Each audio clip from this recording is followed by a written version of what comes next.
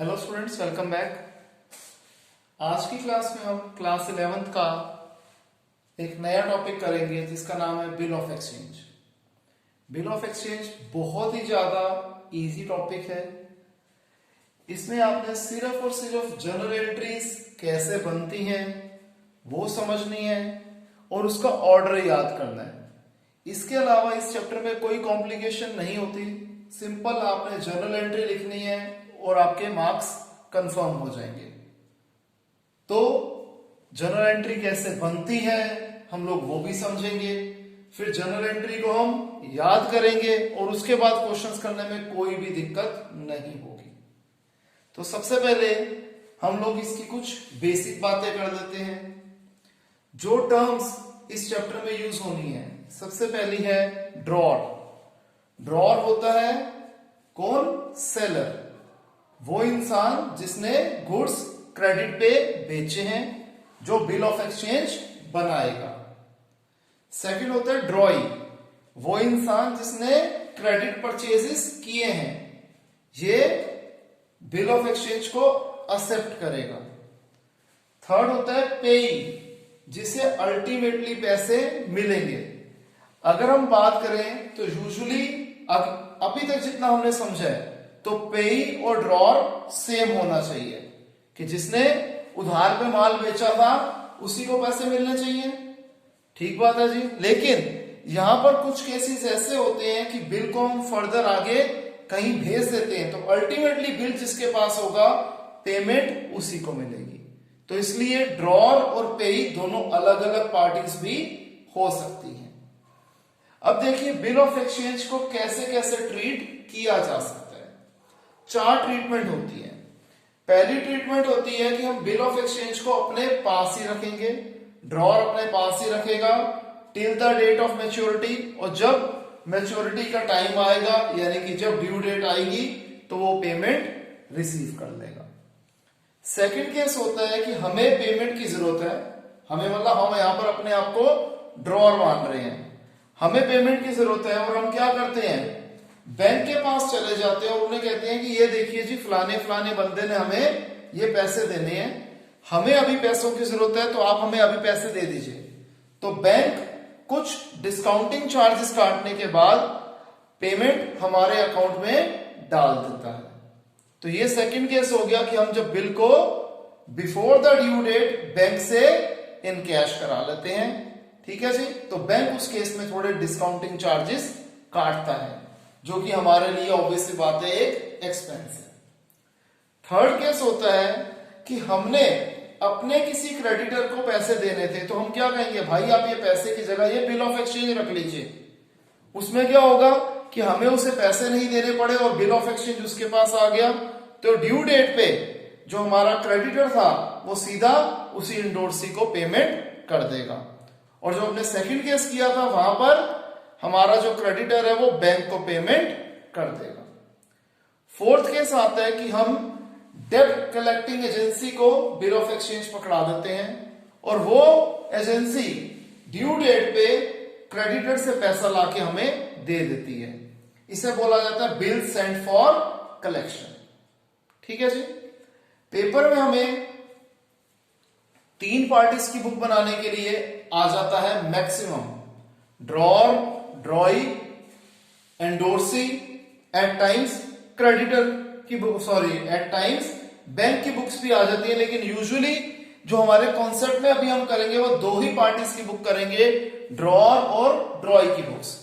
Creditor की book कैसे बनती है, एंडोर्सी की बुक कैसे बनती है, बैंक की कैसे बुक बनती है, वो हम जब क्वेश्चंस की प्रैक्टिस कर रहे होंगे तब डिस्कस कर लेंगे।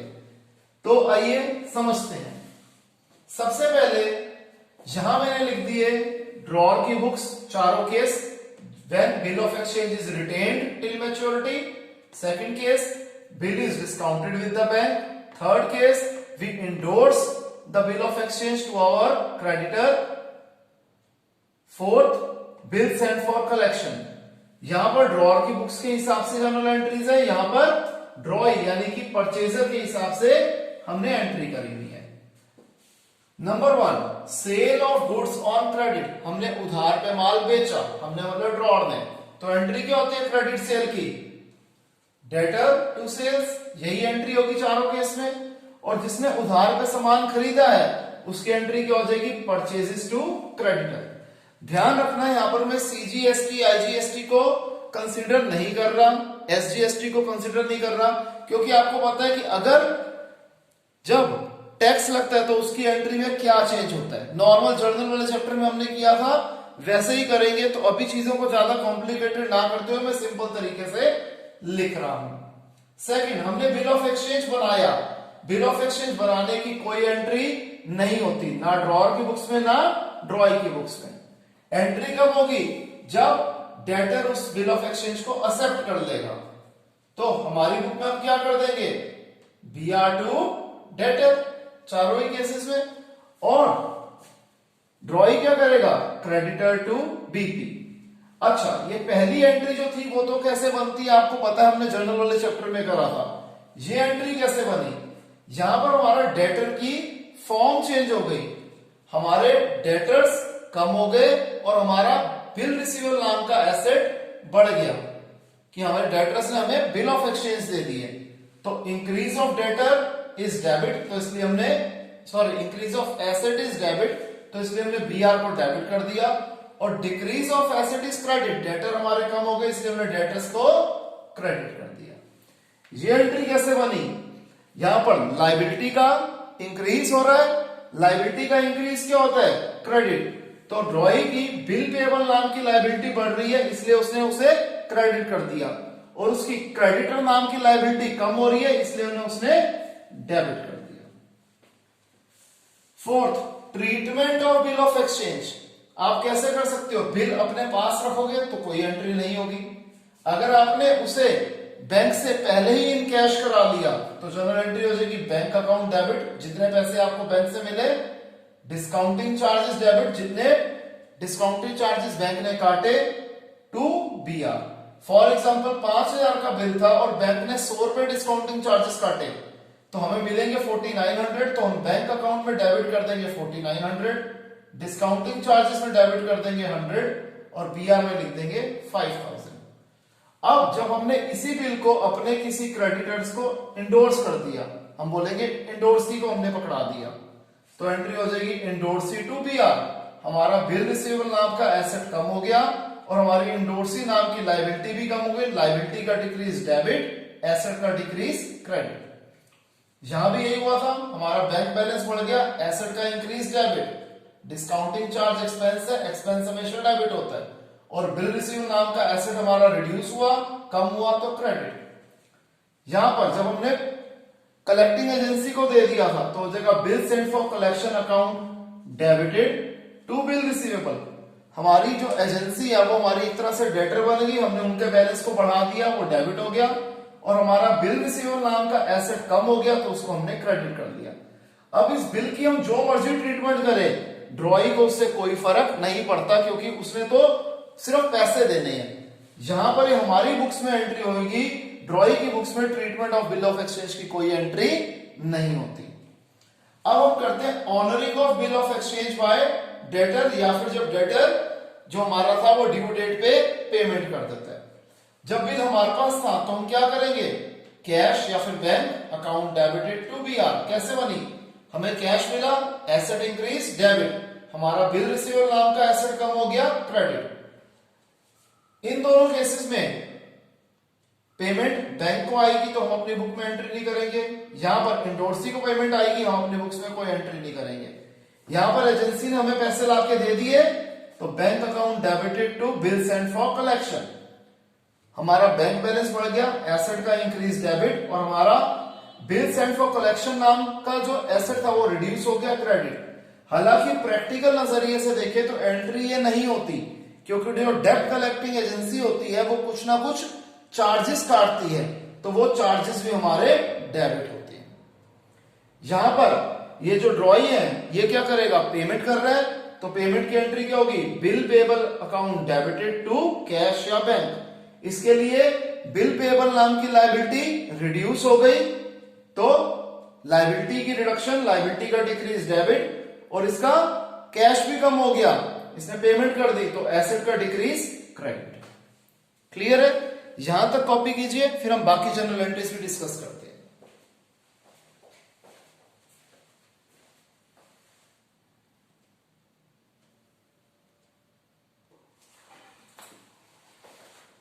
आइए आगे की जनरल एंट्रीज डिस्कस कर लेते हैं। सिक्स्थ केस है dishonour of bill of exchange.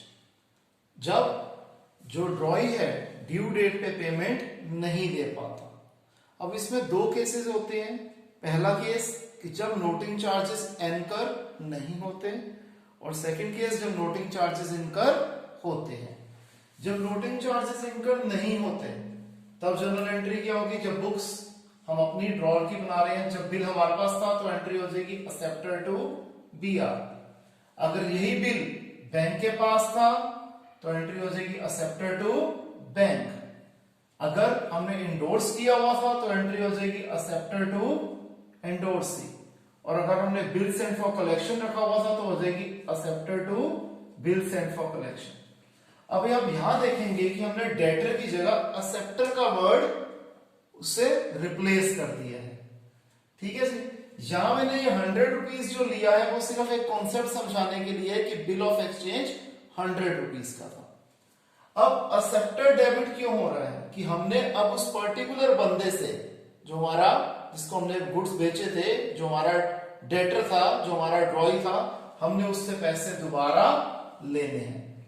अब अगर बिल हमारे पास था तो हमारा बिल रिसीवेबल नाम का एसेट कम हो गया। अगर हमने बैंक को दिया हुआ था तो हमारा बैंक बैलेंस रिड्यूस हो जाएगा, बैंक हमारे अकाउंट में से पैसे निकाल लेगा। अगर हमने एंडोर्स किया हुआ था तो अब हमने अपने एंडोर्सी के पैसे अभी भी देने, हमारी लायबिलिटी इंक्रीज हो गई, लायबिलिटी का इंक्रीज क्रेडिट। यहां पर हमारा बिल सेंट फॉर कलेक्शन नाम का एसेट रिड्यूस हो गया, क्रेडिट।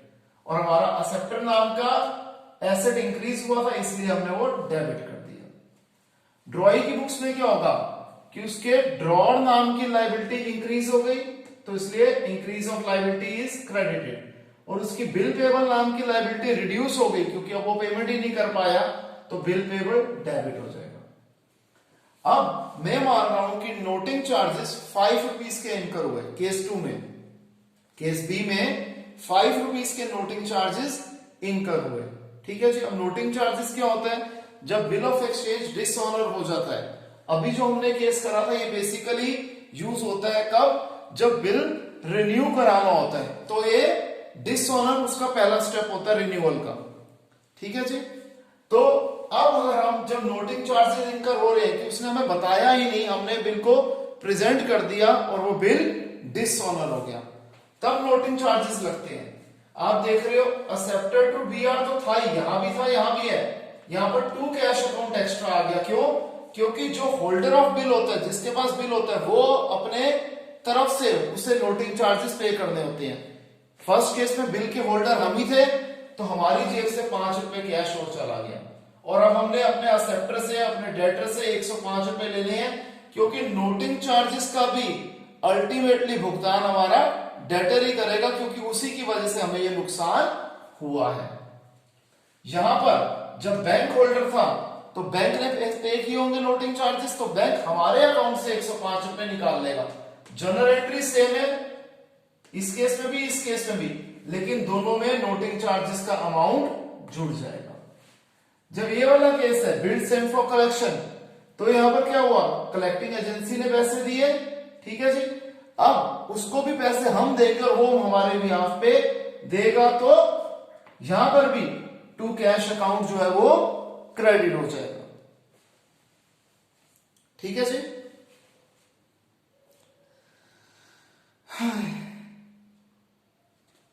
यहां तक किसी को कोई डाउट?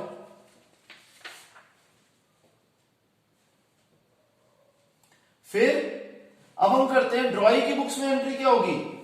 जब उसने नोटिंग चार्जेस अल्टीमेटली पे उसी ने करने हैं तो नोटिंग चार्जेस उसके लिए एक्सपेंस है, तो इसलिए नोटिंग चार्जेस वो डेबिट कर लेगा। बाकी दोनों चीजें सेम अपनी जगह पे, कॉन्सेप्ट आपको बता दिया। अब 7th केस आ जाता है retirement of bill of exchange before due date. Due date आने से पहले ही हमारे डेटर ने कहा सर आप मेरे से पैसे अभी ले लो, तो ऑब्वियसली बात है, अगर वो बिफोर ड्यू डेट पेमेंट कर रहा है तो वो कुछ ना कुछ मॉनेटरी गेन एक्सेप्ट कर रहा होगा, दैट इज कॉल्ड रिबेट। तो रिबेट जो है हमारे लिए हो गया एक तरह का खर्चा, एक्सपेंस, और सामने वाली पार्टी के लिए यानी कि हमारे ड्रॉई के लिए हो गया फायदा। इसलिए रिबेट को हम करेंगे डेबिट और वो करेगा क्रेडिट। अब क्या करेंगे जी, अगर हमें 5,000 का बिल था और हमने कहा ठीक है भाई तो हमें 4,900 रुपए दे दे, तो हम कैश या फिर बैंक 4,900 से डेबिट कर देंगे। 100 रुपए हमने उसे रिबेट दी तो 100 रुपए हम रिबेट को डेबिट कर देंगे और 5,000 का हमारा बिल था। इन 3 केसेस में ये केस पॉसिबल ही नहीं है, क्योंकि जब बिल हमारे पास है ही नहीं तो हम उसे बिफोर ड्यू डेट मैच्योर कैसे करवा लेंगे। हम यहाँ पर रिबेट का केस इन तीनों केसेस में एप्लीकेबल नहीं होता, क्योंकि जब बिल हमारे पास है ही नहीं तो हम उसे सामने वाले को ऑप्शन दे ही नहीं सकते। ये अपनी बुक में क्या एंट्री करेगा कि इसने जैसे हमारे 5,000 रुपए देने थे, इसे एक्चुअली देने पड़ेंगे चले 4,900 रुपए, 100 रुपए का इसे फायदा हो गया तो ये रिबेट को कर देगा क्रेडिट। 8th पॉइंट जो कि सबसे ज्यादा जरूरी पॉइंट है, that is called renewal of bill of exchange. ध्यान रखिएगा, renewal of bill of exchange में 4 स्टेप्स होते हैं। पहला स्टेप होता है कि जब पुराने बिल को कैंसिल किया जाता है। सेकंड होता है कि जब सामने वाला यानी कि ड्रॉई हमें कुछ पैसे दे देता है, that is part payment. Third होता है जो रिमाइंडर अमाउंट बचता है, ठीक है जी, हम जब उसके ऊपर नया बिल बनाएंगे तो रिमाइंडर अमाउंट के ऊपर हम उससे इंटरेस्ट चार्ज करेंगे, तो इंटरेस्ट चार्ज टू ड्रॉई।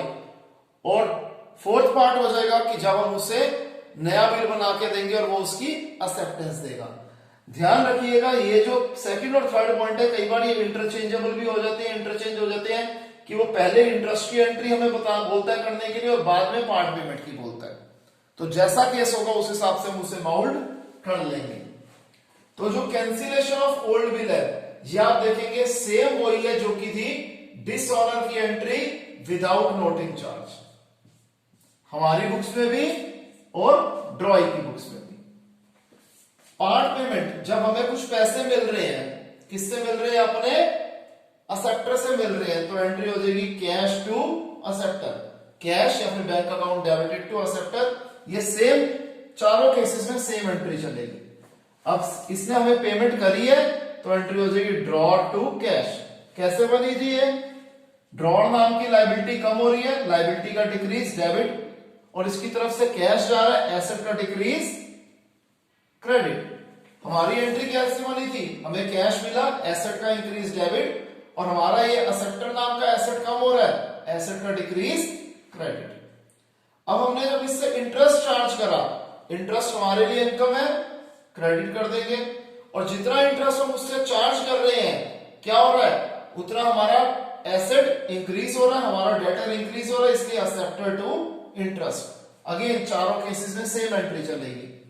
ड्रॉई के लिए इंटरेस्ट क्या है, एक्सपेंस है, इसलिए वो इंटरेस्ट को करेगा डेबिट, और ये सारा इंटरेस्ट उसने हमने देना है, उसने हमें देना है, तो उसकी लायबिलिटी बढ़ गई ड्रॉअर की, इसलिए increase of liability is credited. यहां पर जब नया बिल ऑफ एक्सचेंज मिला तो ये एंट्री सेम है जो हमने करी थी जब हमें बिल ऑफ एक्सचेंज मिलता था, यानी कि पॉइंट नंबर 3, क्योंकि सेकंड में तो बिल बनाने की कोई एंट्री नहीं होती थी, तो सेम यही चलेगी हमारी बुक्स में भी और ड्रॉई की बुक्स में भी। क्लियर स्टूडेंट्स, इसे कॉपी कर दीजिए।